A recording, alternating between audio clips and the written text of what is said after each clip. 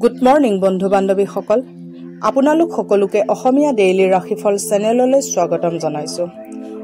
আজি শুক্ৰবাৰ 2025 এপ্ৰিল মাহৰ 18 তাৰিখ আৰু অসমীয়া বহাগ মাহৰ 4 তাৰিখ। আজি তিথি পঞ্চমী, পক্ষ কৃষ্ণ পক্ষ। আজি সূৰ্য উদয় হ'ব 5:01 আৰু সূৰ্য অস্ত যাব 5:44। এতিয়া আহিছোঁ ৰাশিফলসমূহলৈ। মেষ ৰাশি। মেষ ৰাশিৰ জাতক জাতিকাসকলৰ শিশু আপোনাৰ সন্ধিয়াৰ সুখৰ মাজত অধিক চমকালিব। ভাগৰুৱা আৰু হতাশাৰে ভৰা দিনবোৰক সামৰণি মৰাৰ দিন আহি গৈছে। তাৰ বাবে আপুনি এক নৈশ ভোজনৰ আয়োজন কৰা উচিত। ঘৰৰ প্ৰয়োজনীয় বস্তুৰ ওপৰত আপোনাৰ আজি ধন খৰচ হ'ব পাৰে, যাৰ ফলত আৰ্থিক সমস্যাটো নিশ্চয় হ'ব। কিন্তু আজিৰ এই খৰচে আপোনাক ভৱিষ্যতত হ'ব লগা সমস্যাৰ পৰা ৰেহাই দিব। যিমান আপুনি ভাবিছিল আপোনাৰ বন্ধু তাতকৈ অধিক সহায়কাৰী বুলি প্ৰমাণিত হ'ব। আপোনাৰ প্ৰিয়জনৰ প্ৰতি থকা প্ৰতিশোধমূলক ভাৱনা ৰাখিলে আপোনাৰ একো লাভ নহ'ব। ইয়াৰ সলনি আপুনি শান্ত হৈ প্ৰিয়জনক নিজৰ প্ৰকৃত প্ৰেমৰ প্ৰতি পৰিচয় কৰাওক। যি কাম আপুনি কৰিছে তাৰ শ্ৰেয় আন কাৰোবাক লৈ যাব নিদিব। এনেকুৱা পৰিৱৰ্তন আনক যি আপোনাৰ ৰূপ ৰঙত এক সৌন্দৰ্য কঢ়িয়াই আনে আৰু সম্ভাৱিত প্ৰেম প্ৰাৰ্থীসমূহক আপোনাৰ প্ৰতি আকৰ্ষিত কৰিব। জীৱনসংগীৰ বাবে আপোনাৰ কিছুমান যোজনা বেয়া হ'ব পাৰে, কিন্তু ধৈৰ্য ধৰি থাকক। নিয়মিতভাৱে শিৱলিংগত অভিষেক কৰিলে আপোনাৰ আৰ্থিক স্থিতি সবল আৰু সফল হ'ব। এতিয়া আহিছোঁ বৃষ ৰাশিলৈ।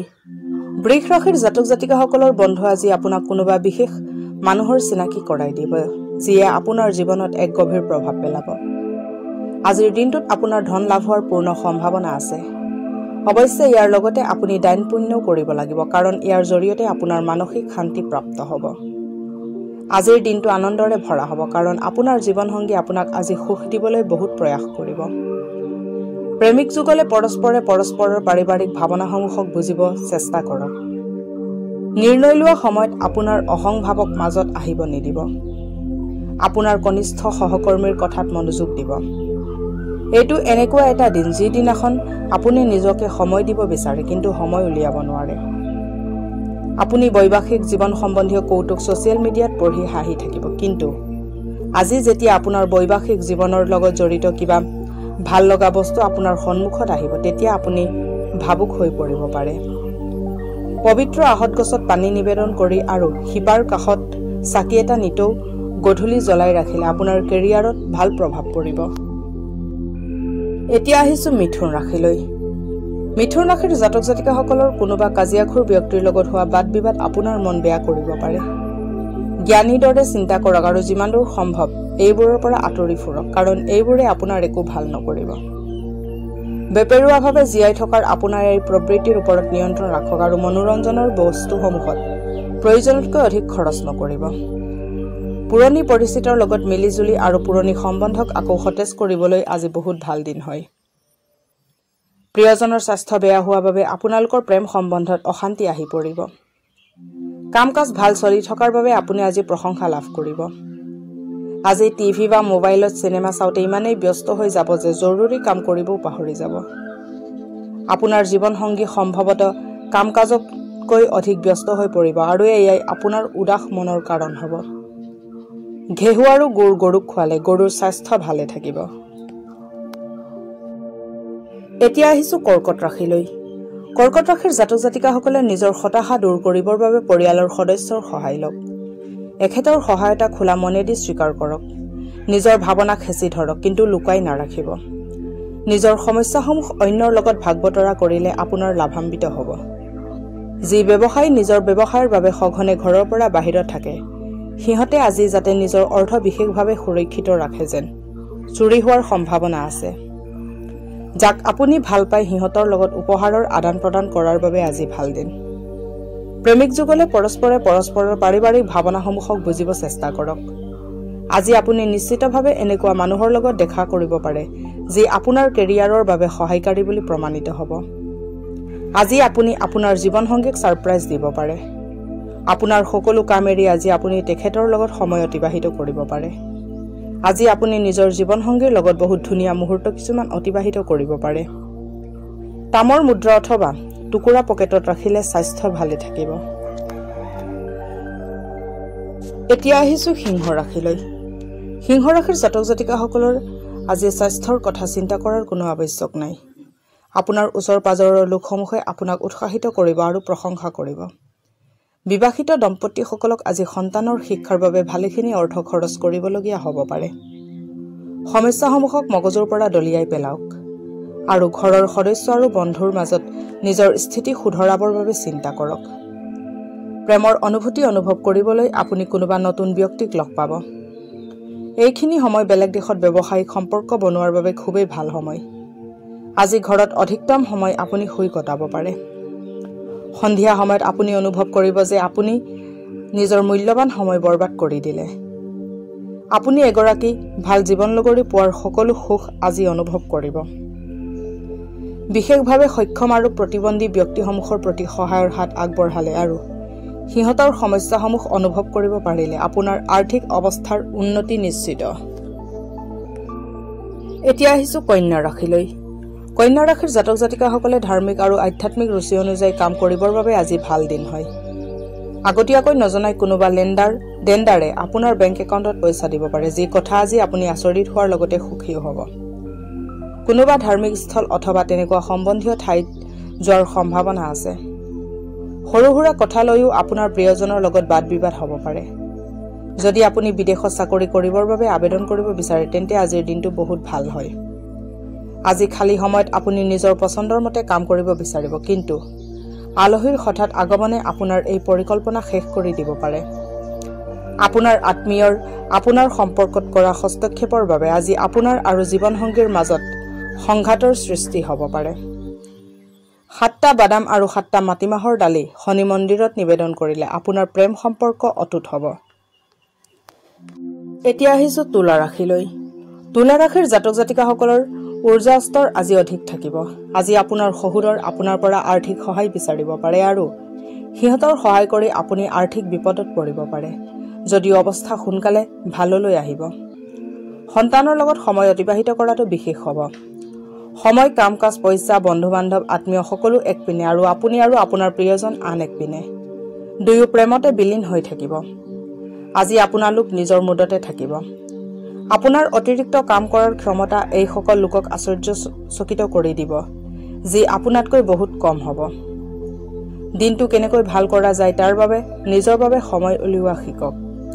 আজিৰ দিনটো আপোনাৰ বাবে খুব এটা বিশেষ নহ'ব, কাৰণ বহুত বিষয়ত আপোনাৰ লগত বহুতৰে অসহমত হ'ব পাৰে আৰু ইয়াৰ বাবে অন্যৰ লগত আপোনাৰ সম্পৰ্কও বেয়া হৈ যাব পাৰে।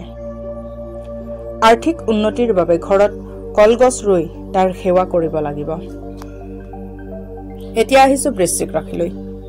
বৃশ্চিক ৰাশিৰ জাতক জাতিকাসকলৰ স্বাস্থ্যৰ লগত জড়িত সমস্যা আপোনাৰ বাবে অসুবিধাৰ সৃষ্টি কৰিব পাৰে। আজি আপুনি আপোনাৰ সেইবোৰ আত্মীয়ক পইচা ধাৰে দিব নালাগে, যিয়ে আপোনাক আগৰ ধাৰে লোৱা পইচাই ঘূৰাই দিয়া নাই।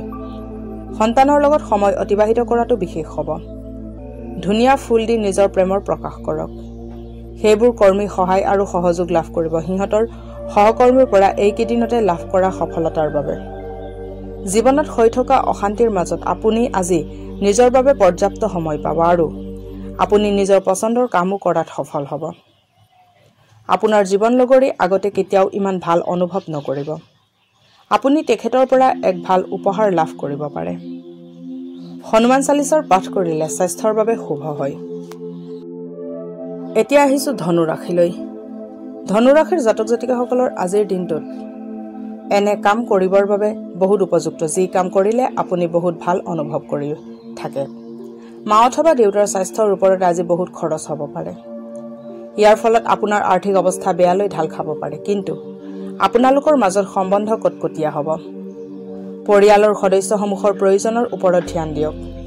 সিহঁতৰ সুখ দুখৰ অংশীদাৰ হওক, যাতে সিহঁতে অনুভৱ কৰে যে আপুনি সঁচাকৈয়ে সিহঁতক নিজৰ জীৱনৰ এক গুৰুত্বপূৰ্ণ অংগ বুলি ভাবে। আপোনাৰ সম্পত্তি বাঢ়িব আৰু আপুনি সহজতে বিপৰীত লিংগৰ লোকক নিজৰ পিনে আকৰ্ষিত কৰিব। আপুনি ধৈৰ্য আৰু কষ্টৰ জৰিয়তে নিজৰ সপোন তথা উদ্দেশ্যত উপনীত হ'ব পাৰিব। আজিৰ দিনটো আপোনাৰ বাবে লাভদায়ক বুলি প্ৰমাণিত নহ'ব, কাৰণ আপোনাৰ এনেকুৱা লাগিব পাৰে যে আজি সকলো বস্তু আপোনাৰ পক্ষত থাকিব আৰু আজি সকলো কামতে আপুনি সফল হোৱাৰ লগতে উচ্চ স্থানত থাকিব। আপোনাৰ জীৱনসংগী আজি আপোনাক সকলো ধৰণৰ ভাল অনুভূতিবোৰ দেখুৱাব। আজি তেখেতে আপোনাক বহুত মৰম দেখুৱাব অতীতত হোৱা সকলো ঘটনাৰ পৰিৱৰ্তে। আৰ্থিক স্থিতি শক্তিশালী কৰিবৰ বাবে বগা ৰঙৰ শহাপহুক ভোজন কৰক। এতিয়া আহিছোঁ মকৰ ৰাশিলৈ। মকৰ ৰাশিৰ জাতক জাতিকাসকলে দূৰণিবতীয়া যাত্ৰা কৰাৰ পৰা বিৰত থাকক, কাৰণ আপুনি যাত্ৰা কৰিবৰ বাবে বহুত বেছি দুৰ্বল। আজি আপোনাৰ ভণ্টি বা ভাইটিৰ সহযোগত ধন লাভৰ যোগ আছে। পাৰিবাৰিক সদস্যসমূহৰ মাজত মতভেদ শেষ কৰি আপুনি আপোনাৰ উদ্দেশ্যসমূহ পূৰণ কৰাত সহজ হ'ব। ৰোমাঞ্চৰ বাবে আগবঢ়োৱা পদক্ষেপ কামত নাহিব পাৰে। সহকৰ্মী আৰু বয়োজ্যেষ্ঠজনৰ পূৰ্ণ সহায় সহযোগিতাৰ বাবে অফিচত আপোনাৰ কাম বহুত দ্ৰুতগতিত সম্পূৰ্ণ হ'ব। কাকো অৱগত নকৰাকৈ আপুনি আজি নিজকে সময় দিবলৈ ঘৰৰ পৰা বাহিৰলৈ গুচি যাব। আপুনি অকলেতো থাকিব, কিন্তু মন শান্ত নহ'ব। মনত আজি বহু চিন্তা অগাদেৱা কৰি থাকিব। জীৱনসংগীক নুসুধাকৈ কিছু পৰিকল্পনাৰ যোজনা কৰিলে তেখেতৰ ফালৰ পৰা আপুনি ঋণাত্মক সঁহাৰি পাব পাৰে। আহত গছত পানী অৰ্পণ কৰিলে আৰু তাৰ পৰিক্ৰমা কৰিলে সুস্বাস্থ্য অটুট থাকিব। এতিয়া আহিছোঁ কুম্ভ ৰাশিলৈ। কুম্ভ ৰাশিৰ জাতক জাতিকাসকলৰ বিনম্ৰ স্বভাৱৰ সকলোৱে প্ৰশংসা কৰিব। কিছুমান মানুহে আপোনাক অতি প্ৰশংসা দি উপচাই দিব পাৰে। আৰ্থিকভাৱে আজি আপুনি সবল থাকিব। গ্ৰহ আৰু নক্ষত্ৰৰ উপস্থিতিয়ে আপোনাক আৰ্থিক উপাৰ্জনৰ বহুত বাট দেখুৱাব। পৰিয়াল আৰু সন্তানৰ লগত অতিবাহিত কৰা সময় আপোনাৰ শক্তি পুনৰুজ্জীৱিত কৰি তুলিব। কিছুমান মানুহৰ বাবে নতুন ৰোমাঞ্চ সতেজতা আহিব আৰু গোটেই দিন আনন্দত থাকিব। যদি আপুনি কিবা নতুন ব্যৱসায় আৰু যোজনা আৰম্ভ কৰাৰ কথা ভাবিছে তেন্তে অতি সোনকালে নিৰ্ণয় লওক। এইখিনি সময়ত আপোনাৰ নক্ষত্ৰ ভাল স্থিতিত আছে। আপুনি যি কৰিব বিচাৰে সেইপিনেই পদক্ষেপ লওঁতে ভয় নাখাব। আজি আপোনাৰ ওচৰত বহুত খালী সময় থাকিব আৰু এই সময়ৰ ব্যৱহাৰ আপুনি ধ্যান যোগ কৰি অতিবাহিত কৰিব পাৰে। আপুনি আজি মানসিক শান্তি লাভ কৰিব পাৰে। বৈবাহিক সুখৰ দৃষ্টিকোণৰ ফালৰ পৰা আজি আপুনি কিবা বিশেষ উপহাৰ লাভ কৰিব পাৰে। পাৰিবাৰিক জীৱন শান্তিপূৰ্ণ কৰিবৰ বাবে সেউজীয়া নাৰিকল লৈ যিকোনো ধৰ্মস্থানত দান কৰক। এতিয়া আহিছোঁ মীন ৰাশিলৈ। মীন ৰাশিৰ জাতক জাতিকাসকলে আধ্যাত্মিকতাৰ সহায় লোৱাৰ এইটো সঠিক সময়, কাৰণ মানসিক অশান্তি দূৰ কৰিবৰ বাবে এইটো সকলোতকৈ ভাল বিকল্প হয়। ধ্যান আৰু যোগ আপোনাৰ মানসিক শক্তি বঢ়োৱাত বহুত বেছি সহায় কৰিব। আজি আপোনাৰ জীৱনসংগীৰ লগত অৰ্থ সম্বন্ধীয় বিষয়ক লৈ কাজিয়া হ'ব পাৰে। অৱশ্যে আপোনাৰ শান্ত স্বভাৱে সকলো ঠিক কৰাত আপোনাক বিশেষ সহায় কৰিব। আপোনাৰ পৰিয়ালক পৰ্যাপ্ত সময় প্ৰদান কৰক। সিহঁতক অনুভৱ কৰাওক যে আপুনি সঁচাকৈ মৰম কৰে। সিহঁতৰ লগত অধিক সময় অতিবাহিত কৰক আৰু অভিযোগ তথা অভিমান কৰিব সুযোগ নিদিব। ৰোমাঞ্চৰ ফালেদি চাব গ'লে আজি বহুত ভাল দিন নহয়, কাৰণ আজি আপুনি সঁচা প্ৰেমক বিচাৰোঁতে বিফল হ'ব। আপুনি ধৈৰ্য আৰু কষ্টৰ জৰিয়তে নিজৰ সপোন তথা উদ্দেশ্যত উপনীত হ'ব পাৰিব। আজি আপুনি নিজৰ মানুহৰ পৰা আঁতৰি ক'ৰবাত নিৰলে গৈ থকা পচন্দ কৰিব। ফলস্বৰূপে মনত শান্তি প্ৰাপ্ত হ'ব। বেলেগ বেলেগ মতামত হোৱা বাবে আপোনাৰ আৰু আপোনাৰ জীৱনসংগীৰ মাজত বাদ বিবাদ হ'ব পাৰে। প্ৰেম জীৱন অধিক মধুৰ কৰিবৰ বাবে প্ৰেমিকাক এযোৰ বগা ৰাজহাঁহ প্লাষ্টিক অথবা মাটিৰে তৈয়াৰী উপহাৰ হিচাপে আগবঢ়াওক। আজিলৈ ৰাশিফলৰ ভিডিঅ'সমূহ ইমানেই। যদি ভিডিঅ'বিলাক ভাল লাগে লাইক কৰিব, কমেণ্ট কৰিব, শ্বেয়াৰ কৰিব আৰু ডেইলি ৰাশিফলৰ ভিডিঅ'সমূহ পাই থাকিবলৈ চেনেলটো ছাবস্ক্ৰাইব কৰি ৰাখিব। ধন্যবাদ।